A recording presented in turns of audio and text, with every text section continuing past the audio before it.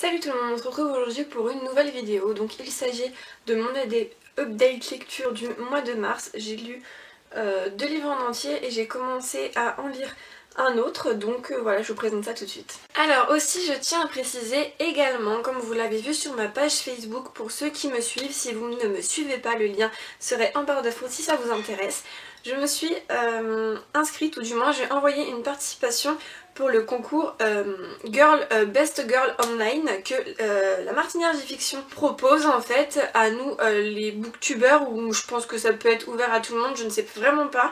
Ce concours consiste en fait à faire la meilleure chronique vidéo, donc il y aura des votes, etc. Donc la Martinière J-Fiction en fait nous envoie une épreuve de Girl Online qu'il faut lire dans un certain délai, et ensuite il faut faire une chronique vidéo. Donc après, la meilleure chronique vidéo gagnera des prix différents. Donc il me semble qu'il y a un appareil photo, des produits Zoella et 1 an de livre La Martinière J-Fiction. À ce que j'ai compris, ça serait juste énorme. Moi ça me fait vraiment plaisir de participer à ce concours. Mon inscription a été validée. Après je sais que je n'ai pas énormément d'abonnés par rapport à d'autres qui en ont 2000, 3000, 5000. Mais je pense que c'est vraiment une très bonne expérience. Alors pour ce livre, je vais pas vous le présenter vraiment en détail, je vais vous le présenter globalement, parce que vu que je vais voir le film mercredi, je veux vous faire en fait une vidéo spécialement pour ça. Donc j'ai lu Divergente 2. Les avis étaient un peu mitigés parce que les fans de Divergente de toute façon ont aimé ce livre comme moi j'ai adoré. Mais certains disaient qu'il était un peu trop lent et qu'il se passait pas grand chose. Alors certes, c'est vrai qu'il se passe pas grand chose dans ce livre, mais je trouve que la lecture nous tient quand même en haleine, et voilà, moi j'ai adoré ce livre quand même. Alors là je l'ai en format en e-book quoi, parce que les couvertures elles sont juste horribles. Donc du coup j'attends de me les acheter le jour de la sortie du film. Je me suis dit que ça ferait une bonne excuse pour les acheter. Alors si vous n'avez pas lu le tome 1 ou pas vu le film Divergente, je vous conseille d'avancer la vidéo si vous voulez pas un peu vous faire spoiler. Donc là en fait dans ce tome 2 ça va être l'après de la guerre avec les érudits, donc avec Janine qui a contrôlé tous les audacieux pour tuer les altruistes. Donc là en fait ça va être l'après de cette guerre, ils vont découvrir vraiment plein de choses intrigantes. C'est pour ça que j'ai quand même vachement aimé ce livre, parce que on a plein de détails importants qui arrivent, même s'il n'y a pas forcément d'action, on reçoit quand même beaucoup d'informations. Il va se passer vraiment des événements importants dans ce livre, surtout à la fin, la fin est juste complètement horrible pour moi, parce que je vais tout de suite lire le tome 3 après avoir vu le film. Donc voilà, c'était une très très bonne lecture, c'est encore un coup de cœur, cette saga de toute façon est un coup de cœur, j'adore Divergente. Donc voilà, je vous le reconseille. Ensuite j'ai commencé ce début du mois avec une très très jolie surprise, parce que j'avais vraiment entendu des avis négatifs sur le personnage principal, et du coup j'ai eu vraiment peur de ce qui allait arriver. J'ai lu Respire, le tome 1 donc de Teen Teen Breathe de K.A. Tucker.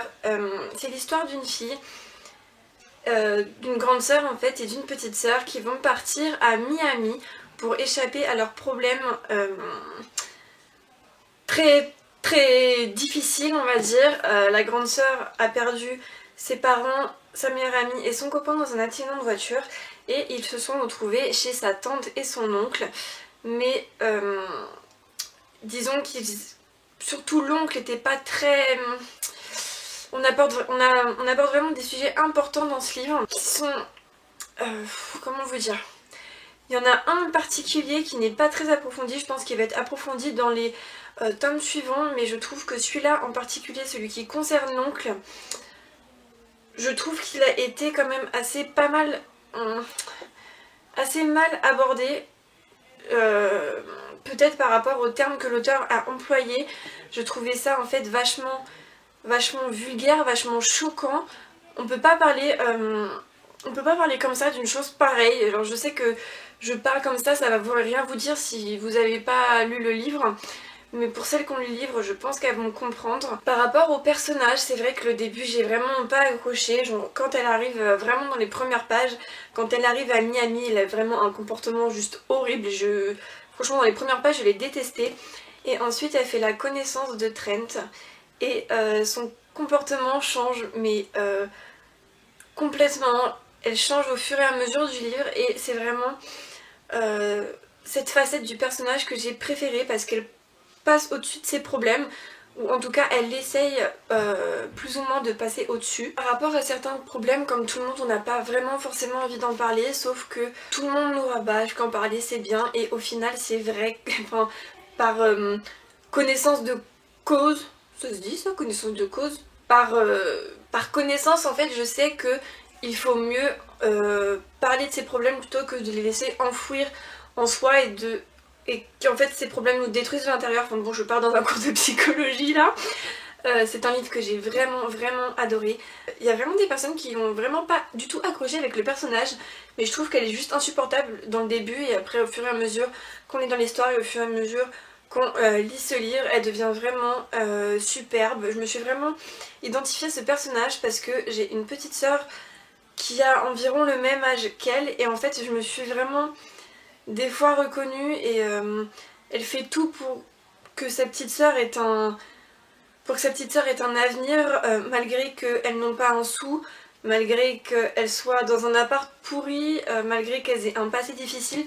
Et je trouve que c'est juste une très belle histoire d'amour, enfin une très belle histoire de famille. Je vous le recommande vraiment, je pense que je vais lui donner 4,5 sur 5. Et ensuite j'ai commencé à lire Jeu de patience de Jennifer L. Armentrout. Imprononçable, hein. Je pense que tous les blogueurs se demandent comment ça se prononce ce nom. Jennifer L. Armentrout. Bon, on va lire avec. Donc là c'est l'histoire d'une fille, Avery, qui va quitter sa ville avec son ancien lycée pour aller à l'université complètement à l'opposé de où elle était, et elle va rencontrer un garçon qui s'appelle Cameron. Et dans le résumé, à ce que j'ai pu dire, parce que j'ai vraiment pas lu beaucoup de pages, j'ai lu 70 pages donc c'est vraiment pas beaucoup, ils vont essayer ensemble de régler en fait ce problème qu'Avery a. Je ne sais même pas encore ce que c'est le problème. Je sais juste qu'il est question d'un bracelet, qu'il est question d'une nuit d'Halloween, qu'il est question de marques sur son poignet. Après je peux pas vous en dire plus parce que je ne le sais pas encore. C'est mon tout premier de cet auteur. Tout le monde m'en dit beaucoup de bien, notamment de son livre Obsidienne, que j'ai vraiment hâte de commencer également. Donc voilà, je vous en dirai plus dans mon bilan. Donc voilà, ce sera tout pour cette vidéo. J'espère qu'elle vous a plu. Elle risque d'être un peu courte parce que je lis vraiment pas beaucoup. Je sors d'une panne de lecture donc c'est un peu difficile, même si je me remets dedans petit à petit. Et je n'ai vraiment pas beaucoup de temps de lire en ce moment. Je prends un peu des passages libres de mon emploi du temps par-ci par-là pour lire, mais c'est vraiment difficile. J'espère que les livres que je vous ai présentés vous auront plu quand même. J'espère que cette vidéo vous aura plu également, et on se retrouve pour une prochaine.